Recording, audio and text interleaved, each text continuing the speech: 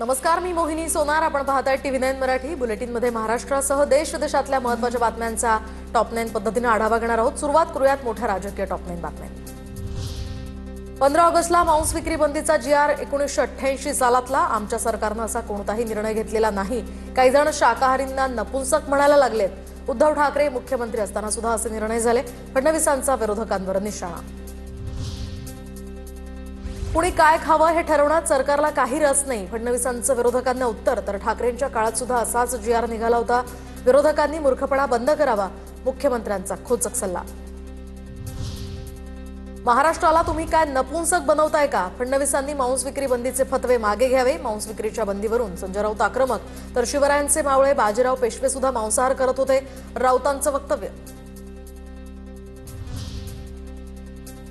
15 ऑगस्टला मांस विक्री बंद ठेवण्याच्या निर्णयाबद्दल महायुतीमध्ये मतमतांतर. मांस विक्रीच्या बंदीला अजित पवारांचा विरोध. तर 15 ऑगस्टला कत्तलखाने बंद करण्याचा निर्णय शरद पवारांनी अंमलात आणला.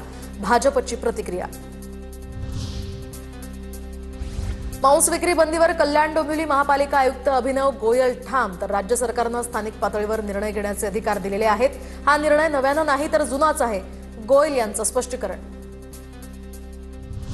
ध्वजारोहण करण्यावरून मंत्री छगन भुजबळ नाराज असल्याची चर्चा. भुजबळ हे नाशिकमध्ये ध्वजारोहण करण्यास इच्छुक. तर भुजबळांवर गोंदिया जिल्ह्याची जबाबदारी. मात्र मंत्री मंगलप्रभात लोढा गोंदियामध्ये ध्वजारोहण करणार. तर नाशिकमध्ये गिरीश महाजन ध्वजारोहण करणार. मी नाराज नाही. गोंदियाला जाणं शक्य नसल्याचं मुख्यमंत्र्यांना सांगितलं. मग त्यांनी मंगलप्रभात लोढा यांना पाठवलं. छगन भुजबळांची प्रतिक्रिया. छगन भुजबळांनी नाशिकलाच झेंडावंदन करायला हवं.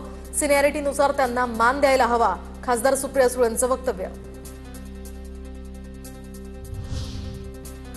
भुजबळ हे ज्येष्ठ नेते आहेत. त्यांनी इतकी अवहेलना सहन करू नये. आमच्याकडे त्यांना भुजबळ साहेब असं म्हणतात. बाळासाहेब थोरातांचं वक्तव्य.